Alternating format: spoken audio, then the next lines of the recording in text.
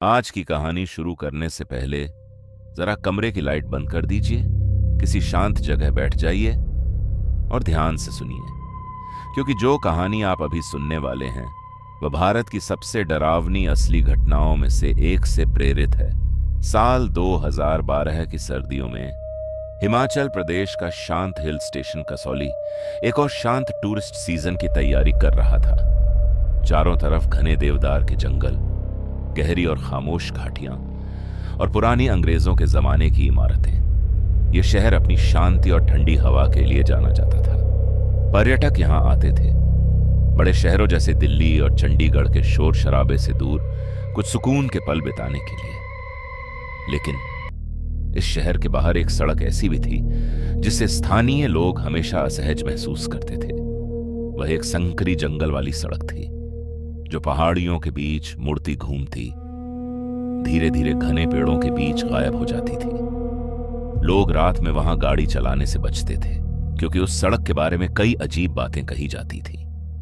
कभी जंगल में अचानक कदमों की आवाज सुनाई देती, कभी दूर से किसी के रोने की आवाज आती और कभी कभी सड़क के किनारे एक परछाई खड़ी दिखाई देती जो गाड़ी की हेडलाइट पास आते ही अचानक गायब हो जाती।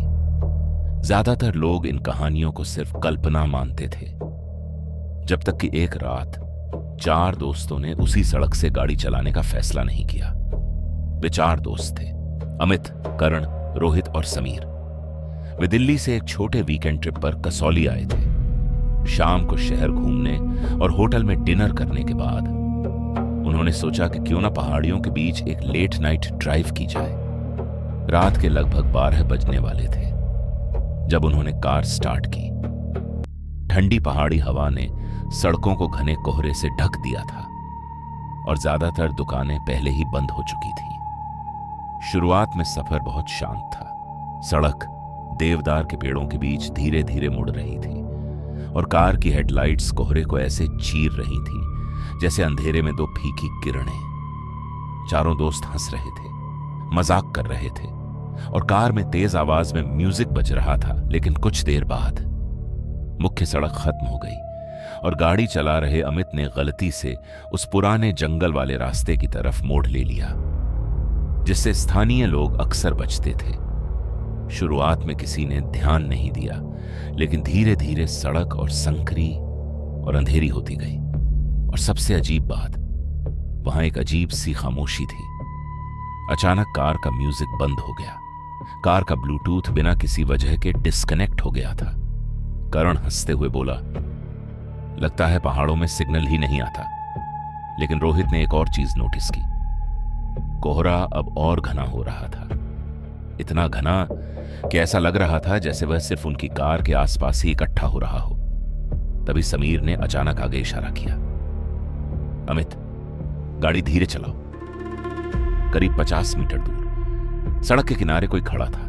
पहले तो उन्हें लगा शायद कोई पेड़ की टहनी या टूटा हुआ साइन बोर्ड होगा, लेकिन जैसे जैसे कार पास आई, हेडलाइट्स ने जो दिखाया उसे देखकर सबकी सांसें थम गईं। वह एक औरत थी, सड़क के किनारे बिल्कुल स्थिर खड़ी हुई। उसने सफेद रंग की ड्रेस पहन रखी थी जो ठंडी हवा में हल्के हल्के हिल रही थी। उसके लंबे बाल उसके चेहरे का ज्यादातर हिस्सा ढक रहे थे। अमित ने गाड़ी धीमी कर दी और खिड़की थोड़ी नीचे की। कर्ण ने आवाज लगाई, मैडम, आपको मदद चाहिए क्या? लेकिन उस औरत ने कोई जवाब नहीं दिया, वह हिली तक नहीं। चारों दोस्तों ने एक दूसरे की तरफ बेचैन नजरों से देखा। आखिरकार रोहित बोला, यार, यहां से निकलते हैं, कुछ ठीक नहीं लग रहा। अमित ने सिर हिलाया और गाड़ी आगे बढ़ा दी। लेकिन जैसे ही कार उस औरत के पास से गुजरी, समीर अचानक पीछे मुड़ा और जोर से हांफते हुए बोला, रुको। वह औरत अब सड़क के किनारे नहीं थी, वह धीरे धीरे कार के पीछे चल रही थी। हालांकि कार उससे कई मीटर आगे निकल चुकी थी। कुछ पल के लिए दोस्तों ने इसे मजाक में उड़ा दिया। उन्हें लगा शायद कोहरे में उनकी आंखें धोखा दे रही हों। लेकिन तभी कुछ और भी ज्यादा डरावना हुआ। कार के अंदर का तापमान अचानक गिर गया, इतना ठंडा कि उनकी सांसें हवा में दिखाई देने लगीं। और तभी कार का रेडियो अपने आप चालू हो गया, लेकिन उसमें कोई गाना नहीं था, सिर्फ तेज स्टैटिक की आवाज। करण ने तुरंत रेडियो बंद किया, लेकिन आवाज बंद नहीं हुई। वह डैशबोर्ड के अंदर से आ रही थी। अब डर धीरे धीरे उनके उत्साह की जगह ले रहा था। अमित ने एक्सेलरेटर दबाया और गाड़ी तेज चलाने लगा, लेकिन कुछ अजीब था। सामने की सड़क अनजानी लग रही थी। उन्हें याद ही नहीं था कि पहले ऐसे मोड़ आए थे। कुछ मिनट बाद रोहित ने वह चीज देखी जिसने उसका दिल रोक दिया। वही टूटा हुआ माइलस्टोन जिसे वे 10 मिनट पहले पार कर चुके थे, फिर से सड़क के किनारे दिखाई दे रहा था। ऐसा लग रहा था जैसे वे गोल गोल घूम रहे हों। समीर ने घबराकर फोन का जीपीएस खोलने को कहा, लेकिन स्क्रीन पर सिर्फ एक खाली ग्रे नक्शा था। अचानक हेडलाइट्स झपकने लगी। एक पल के लिए सड़क पूरी तरह अंधेरे में डूब गई, और जब रोशनी वापस आई, चारों दोस्त डर के मारे चीख उठे। वह सफेद कपड़ों वाली औरत अब सीधे कार के सामने सड़क के बीचों बीच खड़ी थी। अमित ने जोर से ब्रेक लगाया। कार फिसलती हुई उसे कुछ ही फीट दूर रुक गई। इस बार उनका चेहरा साफ दिखाई दे रहा था। उसकी आंखें अजीब तरह से फीकी थीं, लगभग धूसर रंग की। उसके चेहरे पर कोई भाव नहीं था। धीरे धीरे उसने अपना हाथ उठाया और जंगल की तरफ इशारा किया। कोई कुछ नहीं बोला। हवा भारी हो गई थी, घुटन भरी। फिर उस औरत ने धीरे धीरे अपना मुंह खोला और इतनी धीमी आवाज में फुसफुसाई कि मुश्किल से सुनाई दिया, मदद करो। लेकिन उसकी आवाज इंसानी नहीं लग रही थी, बहुत गहरी, खाली, जैसे कई आवाजें एक साथ बोल रही हों। अब डर ने पूरी तरह उन्हें जकड़ लिया। अमित ने तुरंत गाड़ी रिवर्स की और जितनी तेज हो सके वापस उसी रास्ते की तरफ दौड़ा दी। हेडलाइट्स पेड़ों पर उछल रही थी, कोहरा चारों तरफ घूम रहा था और कार पागलों की तरह दौड़ रही थी। कुछ मिनटों की उस डरावनी ड्राइव के बाद आखिरकार सड़क मुख्य हाईवे पर आकर खुल गई। स्ट्रीट लाइट्स दिखाई दी, कोहरा कम हो गया और वह दम घोंट देने वाली खामोशी गायब हो गई। होटल लौटते वक्त चारों दोस्त एक शब्द भी नहीं बोले। अगली सुबह उन्होंने होटल मैनेजर को सब कुछ बताया।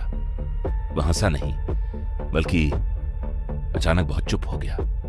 कुछ देर बाद उसने एक पुरानी कहानी सुनाई जो स्थानीय लोग शायद ही कभी बताते थे। कई साल पहले पास के एक गांव की एक लड़की उसी जंगल वाली सड़क पर एक कार दुर्घटना में मारी गई थी। वह रात में घर लौट रही थी जब एक तेज रफ्तार गाड़ी ने उसे टक्कर मार दी और ड्राइवर भाग गया। अगली सुबह उसका शव उसी जगह मिला जहां दोस्तों ने उस औरत को खड़ा देखा था।